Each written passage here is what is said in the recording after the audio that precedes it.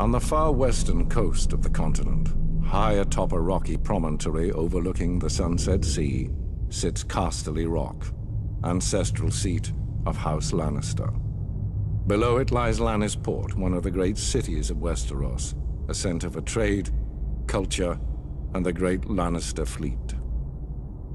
There are a number of gold and silver mines in the Westerlands, making it the richest region in all of Westeros.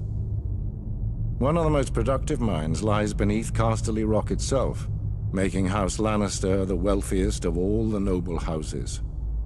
This allows House Lannister to finance many endeavors of other noble houses.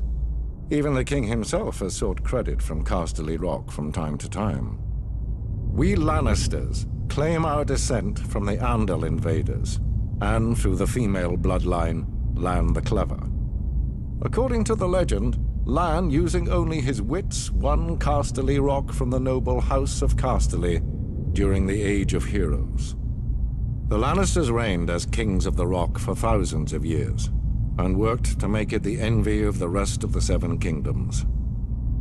Our time as kings ended, however, when Aegon Targaryen, otherwise known as Aegon the Conqueror, arrived in Westeros with his army.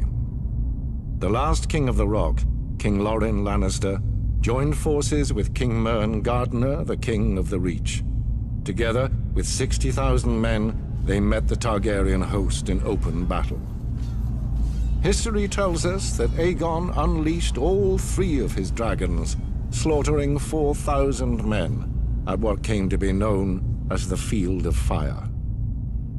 King Mern himself was burned alive that day, and House Gardener turned to ash with him.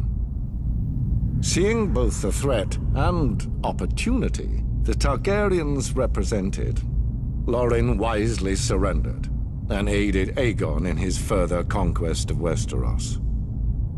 The Lannisters were thus appointed Lords Paramount of the Westerlands and Wardens of the West, titles we hold to this day.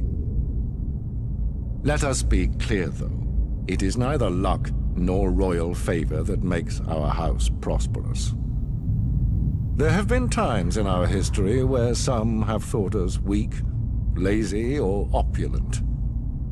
My father, Titus Lannister, nearly bankrupted our house with his poor investments, and allowed himself to be mocked openly at court. When our vassal, the Rains of Castamere, dared to rise up against the Lannisters, they learned how dangerous it can be to taunt a lion. I, Tywin Lannister, led the assault on Castamere to put down this rebellion. I made an example of them, to anyone who doubts our might. They even made a quaint song about the fates of the Rains of Castamere. Sadly, there are no Rains left to hear it. Today, the Golden Lion of Lannister is rightly admired and feared throughout the Seven Kingdoms. Our words are, "Hear me roar." But there are other words that should be remembered when crossing a lion of Casterly Rock. A Lannister always pays his debts.